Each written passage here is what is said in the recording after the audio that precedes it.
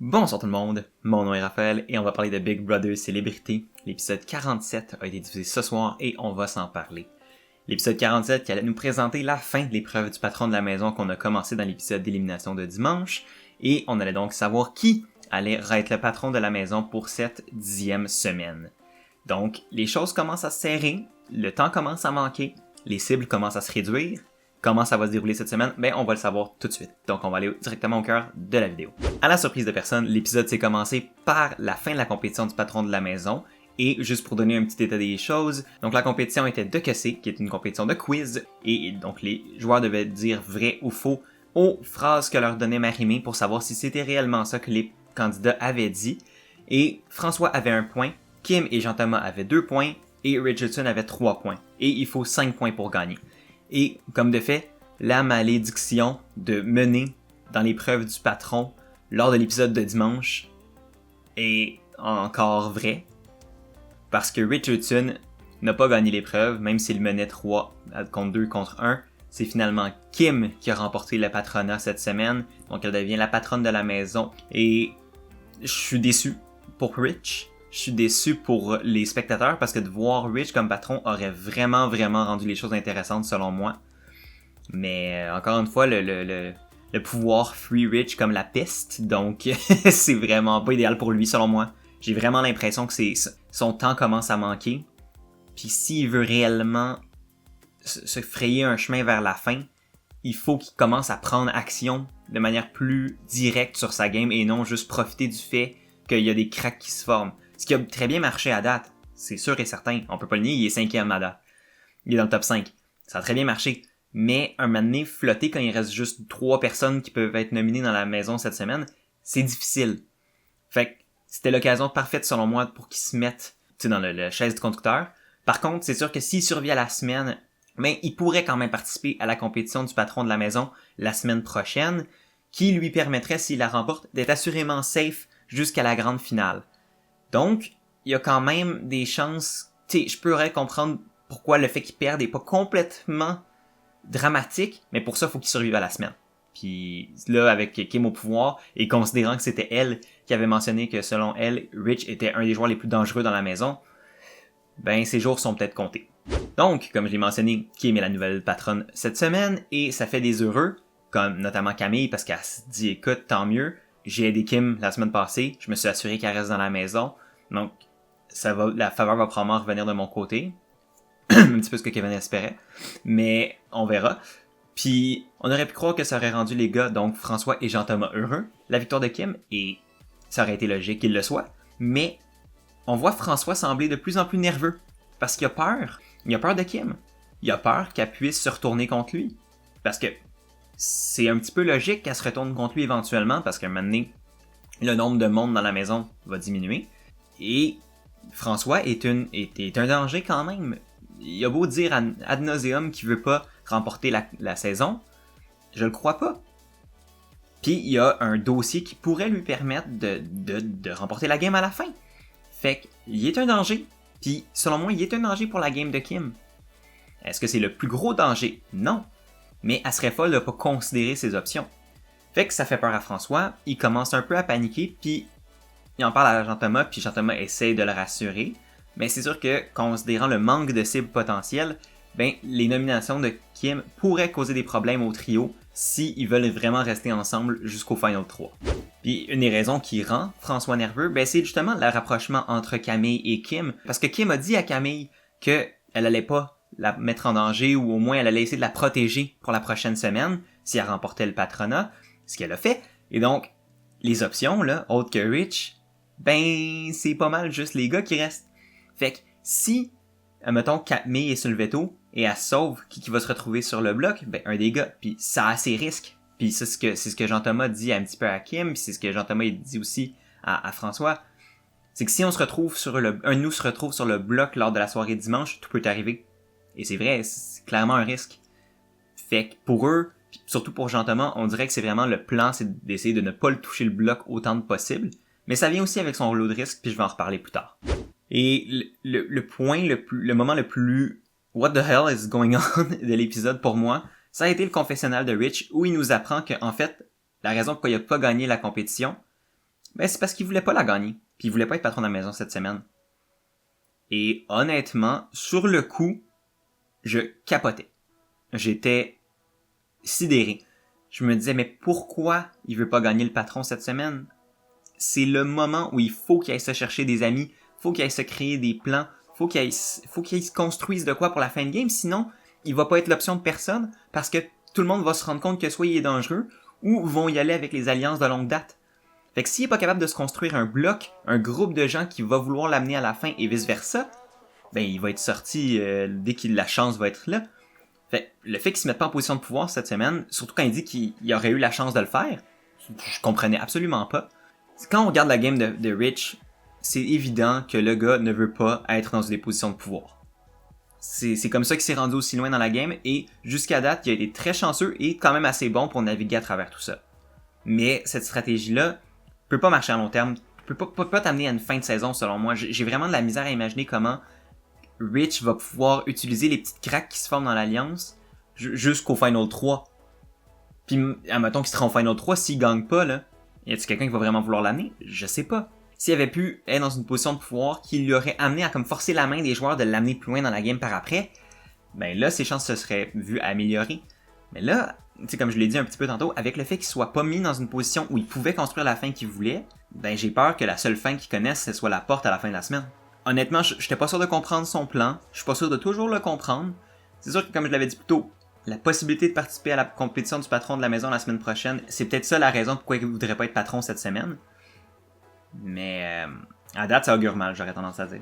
On voit une conversation entre Jean-Thomas et Frank où ils discutent un peu justement des possibilités que Kim les trahisse et aille s'allier plus avec une Camille, surtout que Camille, selon moi, est une personne très facile à battre à la fin, et donc n'importe qui veut gagner devrait essayer de l'amener le plus loin possible. Mais là, Jean-Thomas et François commencent un petit peu à essayer de dire, ok, ben qu'est-ce qu'on pourrait dire comme argument à Kim pour la faire rester avec nous? Puis tu les vois qui essaient de vraiment pousser la note de, écoute, on a tout fait ce travail-là à 3, on serait niaiseux de tout gaspiller à la fin. Puis non seulement ça, tu vois Jean-Thomas dire, faut qu'on dise à Kim qu'on est les deux joueurs contre qui elle a le plus de chances de gagner. J'étais comme, what? Non, absolument pas. Jean-Thomas, selon moi, bat tout le monde dans la maison, ou presque, ou au moins a des très bonnes chances de battre tout le monde dans la maison. François pourrait battre certaines personnes s'il veut vraiment, à moins qu'il décide juste d'abandonner, mais s'il abandonne pas, selon moi, il pourrait gagner la game contre certaines personnes, et peut-être Kim si les trahisons qu'elle a faites, qu'elle a commises, ont laissé des cicatrices assez profondes, ce qui pourrait être le cas de nombreuses personnes dans la maison. Et les deux autres joueurs dans la maison, donc Rich et Camille, sont des joueurs que, selon moi, Kim pourrait battre. Tandis que François puis Jean-Thomas, j'ai de la misère à le croire. Camille, comme je l'ai dit, personne va perdre contre Camille, à moins d'un revirement de situation majeur. J'ai vraiment le feeling que, en sortant Kevin la semaine passée, les chances de Camille, qu'elle se rende à la fin et qu'elle gagne la game, sont devenues pratiquement nulles. Et Rich, ben, il a une très bonne game sociale, mais il a pas vraiment laissé une impression qu'il a vraiment joué la game à fond, qu'il était là pour gagner, parce que souvent, il faisait juste, comme je le dis, un petit peu flotter entre les différents mouvements de la maison. Tu sais, il suivait le cours de l'eau, sans jamais créer trop de vagues. Ce qui l'a vraiment aidé pendant un long bout, mais c'est pas ce genre de game-là que souvent les jurys vont faire comme « Wow, ok, t'as vraiment bien joué la game ». Souvent le monde va faire comme « Mais t'es chanceux ». Fait que pourquoi est-ce que tu mérites de gagner si c'était juste de la chance? Ça me laisse à croire que Kim pourrait avoir des arguments devant le jury qui pourraient lui donner une victoire au-dessus de Rich. Je pense aussi que Rich pourrait la battre parce qu'il y a des bonnes relations sociales, mieux que Kim a eu. Donc ça reste un 50-50. Mais le 100% de chance qu'elle a contre Camille versus le 50-60% de chance qu'elle a contre Rich est définitivement plus élevé que le probablement 0% de chance qu'elle a contre Jean-Thomas. Puis on va dire le 50, 40, 60 plus ou moins de chance qu'elle a de gagner contre François. C'est sûr que, évidemment, pour Jean-Thomas puis François, essayer de la convaincre que c'est eux les joueurs qu'elle peut battre à la fin, ben c'est évident que c'est ça qu'ils vont essayer de faire. Mais par contre, ça m'a juste fait rire de les entendre dire ça comme si c'était vrai, parce que c'est absolument pas le cas. On va maintenant passer à la partie de la vidéo qui a un petit peu donné son nom à la vidéo de ce soir, qui est le double risque. C'est le petit nom que j'ai trouvé à la situation qu'on a vu en deuxième moitié d'épisode, et je vais l'expliquer quand même en détail, puis je vais donner mes opinions puis mes théories par rapport à tout ça. Donc, premièrement, le double risque, ben c'est toute la situation avec les nominations cette semaine. Pourquoi? Parce que Kim, évidemment, est la patronne, et donc il lui reste 4 cibles potentielles dans la maison. Ces cibles-là sont évidemment François, Jean-Thomas, Rich et Camille. Tout va bien jusqu'à maintenant. L'affaire, c'est que là, considérant qu'il y a une patronne de la maison et 2 nominés, 3 personnes qui peuvent pas voter, il y a juste 2 votes cette semaine lors de l'élimination de dimanche. Ce que ça fait, ben c'est que soit que ça finit 2-0, soit que ça finit 1-1. Si ça finit 2-0, ben ça fait évidemment, et si ça finit 1-1, ben c'est Kim qui va devoir décider qui s'en va cette semaine. Le problème avec ça, c'est quand vient le temps des nominations et quand vient le temps de dealer avec le veto cette semaine.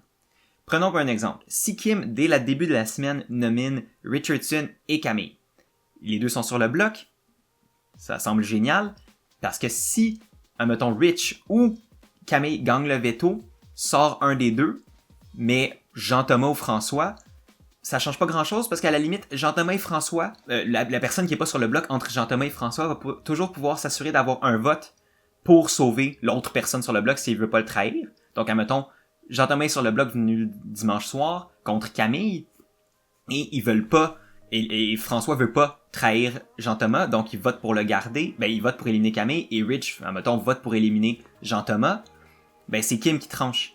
Et techniquement, Kim est dans leur alliance. Mais en même temps, Jean-Thomas est un joueur beaucoup plus dangereux que Camille. Fait que Camille pourrait être quand même safe cette semaine contre un Jean-Thomas. Fait que là, c'est un petit peu cette possibilité-là qu'il y ait des chances que peu importe ce qui se passe, un membre du trio parte, c'est ça qui cause le double risque. L'autre risque, ben c'est l'autre situation inverse où tu nomines, admettons, Camille dès le début et François, et que Richardson gagne le veto et décide de sauver Camille. Ce qui est dans le monde des possibles, parce que ben, ils peuvent tous participer à la compétition du veto. Et pour Richardson, ça serait ben trop une bonne idée d'utiliser son veto pour sauver Camille s'il est dans cette position-là. 1, ça sécurise une alliance avec la personne qui est la plus facile à battre à la fin, si tout va bien. 2, tu t'enlèves une des plus grosses cibles dans la maison entre François ou Jean-Thomas. Ce serait le move parfait et tu viens immédiatement affaiblir ce trio-là qui est fort depuis des semaines et qui a de fortes chances de se choisir entre eux avant de choisir n'importe qui d'autre qui reste dans la maison pour amener à la fin. Ça fait énormément peur parce que là, si t'es pogné à l'élimination, à la soirée du dimanche avec Jean-Thomas et François sur le bloc, puis ça veut dire que c'est Camille et Rich qui ont les votes. Fait que peu importe ce que Kim voudrait, ça change rien. Parce que Camille puis Rich ont juste à s'entendre sur qui des deux ils veulent le plus voir partir, puis bye bye.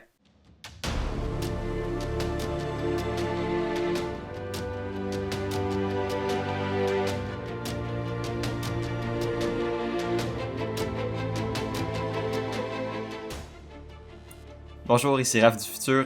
Je viens de repenser à tout ça en faisant du montage.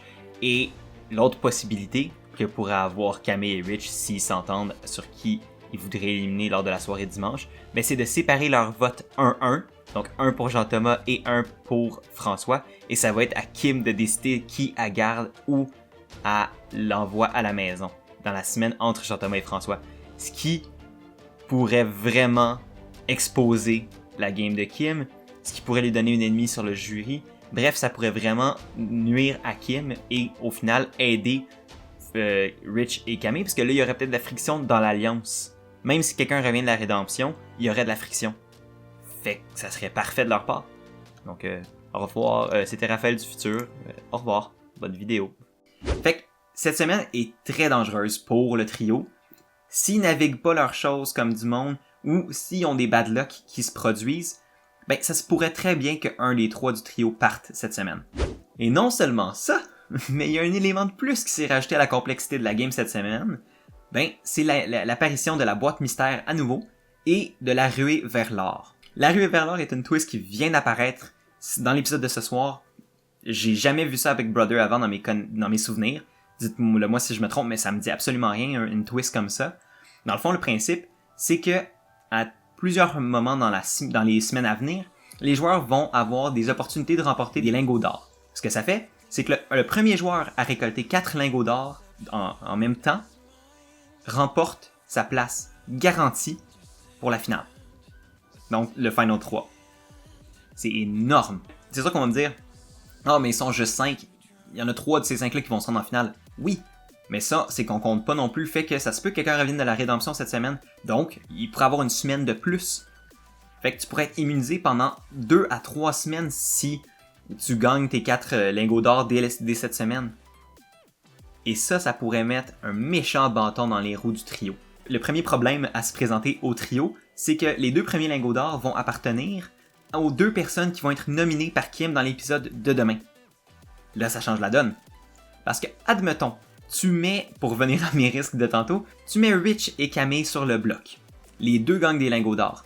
Admettons qu'il y en a un des 2 qui part, ben t'es sûr d'avoir au moins une personne qui est pas dans ton trio, qui a déjà un lingot d'or, qui dit qu'elle va pas être capable de récolter les 3 prochaines super vite avant tout le monde dans la maison, et puisse se rendre à la finale et complètement détruire les plans du trio. Fait que là, ça devient touché. Et là, ça pourrait changer les plans de Kim. C'est un peu ça qu'on va la voir mentionner. Elle sait plus trop quoi faire. Déjà qu'on a vu François être insécure tout le long de l'épisode, je suis sûr que ça l'a pas aidé là-dessus. Mais là, ce qu'on peut s'imaginer qui pourrait être proposé, ben c'est que t'en aies un des 2 de l'alliance, donc du trio, qui soit mis sur le bloc à côté d'un, mettons, Rich ou Camille, tout dépendant qui est la cible cette semaine. Comme ça, cette personne-là s'assure d'avoir un lingot d'or. Et, tu sais, vient un peu contrecarrer le fait que si, admettons, l'autre personne qui a le lingot d'or en étant nominée cette semaine, ben, t'as aussi un membre du trio qui a ce lingot d'or-là, fait qu'ils sont à égalité. Ce qui pourrait permettre au trio d'avoir un de ses membres garanti dans le Final 3, parce qu'ils vont être au même rythme, si on veut. Je sais que c'est difficile à essayer de mettre en mots qui a de l'air, de façon logique, de façon compréhensible, mais c'est qu'il y a tellement de variables, puis il y a tellement de facteurs X qu'on n'a pas encore, que c'est difficile pour moi de mettre sur table une théorie qui semble très concrète et très plausible. Mais il y a plusieurs scénarios qui pourraient se produire avec l'ajout des lingots d'or dans la semaine, et j'ai bien hâte de voir comment ça va vraiment impacter les dynamiques dans la maison cette semaine. Puis, est-ce que ça pourrait être les lingots qui vont mettre enfin une craque dans le trio qui semble si solide depuis des semaines maintenant? On le sait pas. Mais ça va être un dossier que je vais suivre avec énormément de curiosité. Et j'ai très hâte de voir ce qui va se passer dans le reste de la semaine. J'ai très hâte de voir si les lingots d'or vont changer les nominations de Kim cette semaine. Et donc, c'est ce qui va conclure mon épisode de ce soir. J'espère que vous l'avez aimé. Si vous l'avez aimé, n'hésitez pas à aimer, partager, commenter, c'est vraiment apprécié. Si vous voulez plus de contenu comme ça, vous pouvez toujours vous abonner. Je fais des vidéos du lundi au vendredi.